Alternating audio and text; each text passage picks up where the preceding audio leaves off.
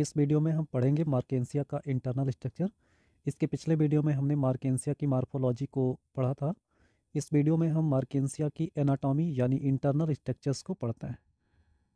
यहाँ पर हम देखते हैं क्लास हेपेटिकोप्सिडा के अंतर्गत आपको दो जीनस पढ़ना था, रिक्सिया और मार्केंसिया।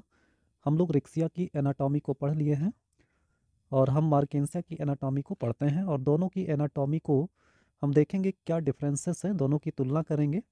तो यहाँ पर आप देखेंगे तो मार्केंसिया का जो एनाटॉमी है थैलस का, वो रिक्सिया से थोड़ा सा कॉम्प्लेक्स होता है। कॉम्प्लेक्स क्या होता है? जैसे इसमें अपर एपिडर्मिस पर बैरल शेप्ड ओपनिंग पाया जाता है जिसे एयर पोर कहते हैं। उसके बाद फोटोसिंथेटिक रीजन में जो फोटोसिंथेटिक फिलामेंट होते हैं वो ब्रांच्ड होते हैं। उसके बाद जो एयर चैम्बर होता है, एयर चैम्बर सेप्टम के द्वारा सेपरेटेड होता है। उसके बाद जो स्टोरेज रीजन है, स्टोरेज रीजन में जो सेल्स होते हैं उसमें म्यूसिलेज सेल और आयल सेल्स भी प्रेजेंट होते हैं। उसके बाद जो लोअर एपिडर्मिस है उसमें राइजोइड्स और स्केल्स पाए जाते हैं। तो आइए एक एक करके हम पढ़ते हैं इसमें। तो यहाँ पर एनाटॉमी भी जो है वो क्या होता है, मोर कॉम्प्लेक्स होता है, more complex than Riccia. Riccia से ज़्यादा कॉम्प्लेक्स होता है। इसके वर्टिकल सेक्शन में भी दो रीजन आप देखेंगे, यानी वर्टिकल सेक्शन जो होगा,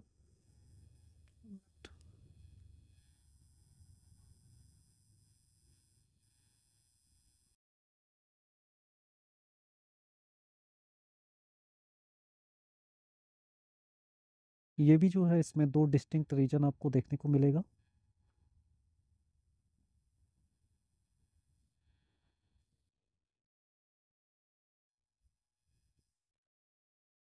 कौन कौन सा रीजन मिलेगा, तो यहाँ पर हम देखते हैं दो रीजन वो कौन कौन से होंगे।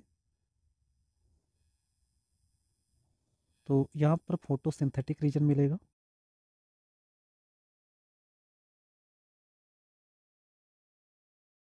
और स्टोरेज रीजन मिलता है।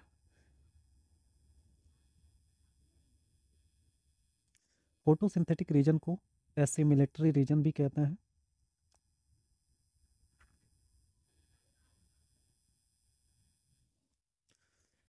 अब यहाँ पर हम देखेंगे कि जो फोटोसिंथेटिक रीजन होता है इसमें क्या पाया जाता है, तो इसमें आपको क्या मिलेगा, फोटोसिंथेटिक फिलामेंट पाए जाते हैं। अभी इसकी एनाटॉमी का हम एक डायग्राम यहाँ पर देखते हैं, तो देखेंगे यहाँ पर क्या क्या मिलता है। इसकी एनाटॉमी को जब हम बनाते हैं तो हमें कुछ इस तरह से स्ट्रक्चर देखने को मिलेगा। जैसे सबसे ऊपर जो है यहाँ पर कौन से सेल्स मिलते हैं, एपिडर्मिस के सेल्स मिलते हैं इस तरह से। और अपर एपिडर्मिस जो होता है वो इंटरप्टेड होता है।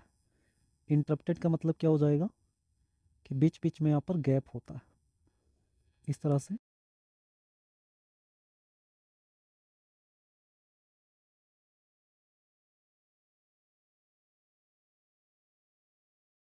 ये एपिडर्मिस के सेल्स हैं।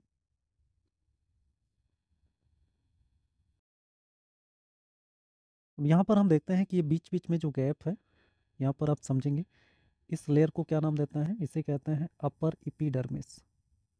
अपर एपिडर्मिस कहते हैं, अपर एपिडर्मिस। यहाँ पर देखते हैं अपर एपिडर्मिस की जो कोशिकाएं होती हैं वो थिक वाल्ड होती हैं, और थिक वाल्ड होने से क्या करते हैं, ये वाटर लॉस को कम करती हैं। यहाँ पर हम देखेंगे कि जो अपर एपिडर्मिस है, इस अपर एपिडर्मिस में कुछ ऐसे बैरल शेप्ड ओपनिंग पाया जाएगा इस तरह से। बैरल शेप्ड ओपनिंग देखने को मिलता है, इसे बैरल शेप्ड या चिमनी शेप्ड कहते हैं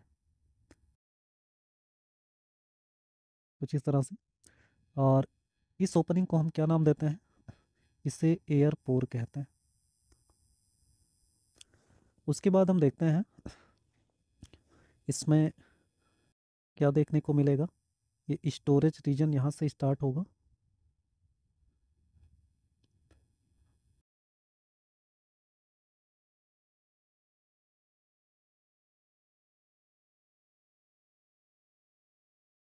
उसके बाद यहाँ पर हम देखते हैं कुछ कोशिकाएं जिसके पास क्लोरोप्लास्ट होता है, और ये कोशिकाएं ऐसी शाखा बना करके इस तरह से अरेंज होती हैं।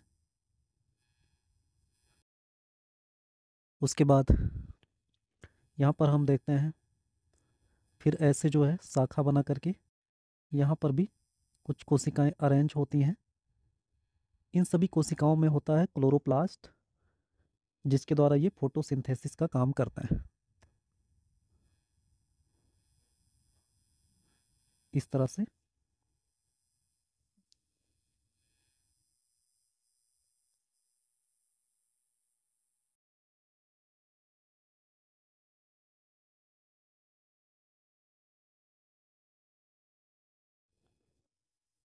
यहाँ पर ये जो संरचना देखने को मिल रही है, इसे क्या कहते हैं? फोटोसिंथेटिक फिलामेंट कहते हैं। जैसे रिक्सिया में फोटोसिंथेटिक फिलामेंट पाया जाता था, वैसे ही इसमें भी पाया जाता है, लेकिन थोड़ा सा अंतर क्या है? रिक्सिया में जो फोटोसिंथेटिक फिलामेंट थे वो अनब्रांच्ड थे। यहाँ पर ये जो है कैसे होते हैं? ब्रांच्ड होते हैं। उसके बाद नीचे आपको मिलेगा स्टोरेज रीजन के सेल्स।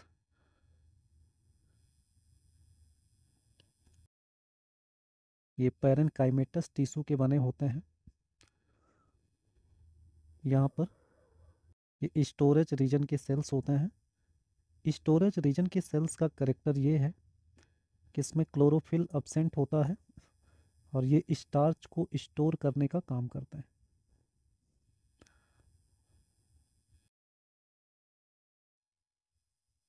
इस तरह से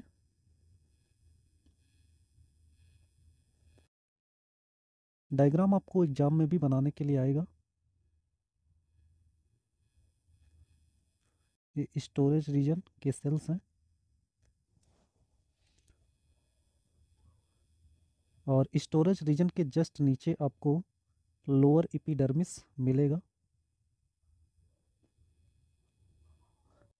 तो यहाँ पर हम बनाते हैं लोअर एपिडर्मिस को।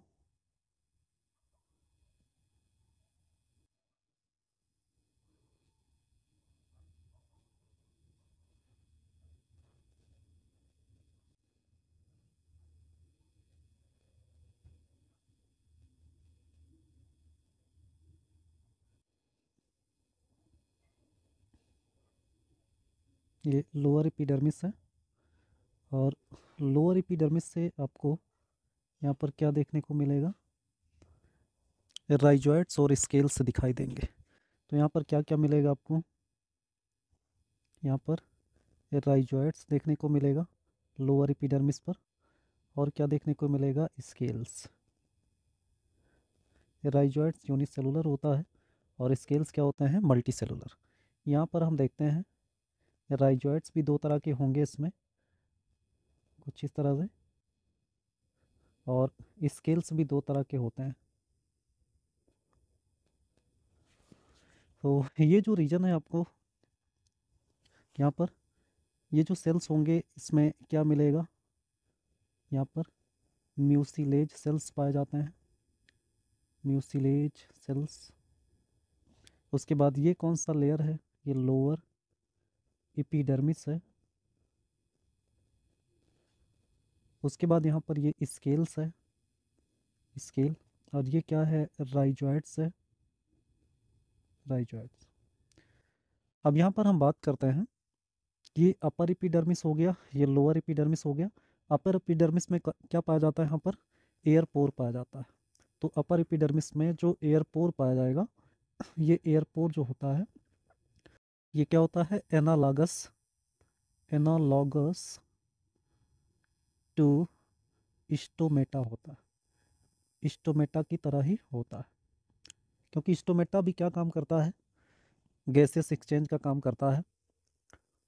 उसके बाद यहाँ पर ये देखते हैं, ये सेलुलर स्ट्रक्चर्स हैं, ये इस तरह से। उसके बाद आपको यहाँ पर इंपॉर्टेंट तरीके से देखना है कि कुछ सेल का ऐसे सिंगल सेल की ऐसे लाइन पाई जाती है, इस तरह से सिंगल सेल की ऐसे लाइन पाई जाती है, जिसे क्या नाम देते हैं? जिसे सेप्टम कहते हैं। तो यहाँ पर आप देखेंगे कि जो ये सेप्टम है और सेप्टम के बीच में ये जो चैम्बर आपको दिखाई दे रहा है, ये सभी जो जो भी चैम्बर है, इसे एयर चैम्बर कहते हैं, जिसमें फोटोसिंथेटिक फिलामेंट पाए जाते हैं। तो ये एयर चैम्बर हो जाता है। एयर चैम्बर एयर पोर के द्वारा बाहर की तरफ खुलता है और ये फोटोसिंथेटिक फिलामेंट होते हैं। फोटोसिंथेटिक फिलामेंट के सेल्स में क्या पाए जाते हैं? क्लोरोप्लास्ट। और किस प्रकार के क्लोरोप्लास्ट इस सेल में पाए जाएंगे? तो ओबोएड क्लोरोप्लास्ट पाए जाते हैं। ओबोएड क्लोरोप्लास्ट किस में पाए जाते हैं? फोटोसिंथेटिक फिलामेंट के सेल्स में। उसके बाद और क्या करेक्टर्स होगा इसमें? यहाँ पर ये अपर एपिडर्मिस की जो सेल्स है वो क्या होती है? तो वो थिक होती है। कैसी होगी? ये थिक होती है और थिक होने से ये क्या काम करता है? ये वाटर लॉस को रोकता है, यानी थैलस से वाटर को बाहर निकलने नहीं देता है। तो ये सारे स्ट्रक्चर्स एनाटॉमी में पाए जाते हैं। अब बात करें दोनों डिस्टिंक्ट रीजन की, तो आप देखेंगे यहाँ पर कि यहाँ से ले करके और यहाँ तक का जहाँ तक फोटोसिंथेटिक फिलामेंट पाए जाते हैं, इस रीजन को क्या कहते हैं? Photosynthetic reason.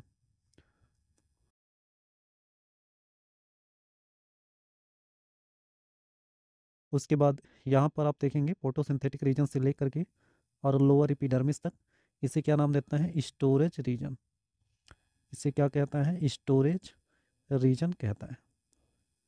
अब यहाँ पर अपर एपिडर्मिस और लोअर एपिडर्मिस भी मिलेगा। अपर एपिडर्मिस के पास जो संरचनाएं होती हैं वो एयरपोर होता है, जो एनालॉगस टू स्टोमेटा होता है, यानी गैसेस एक्सचेंज का काम करता है।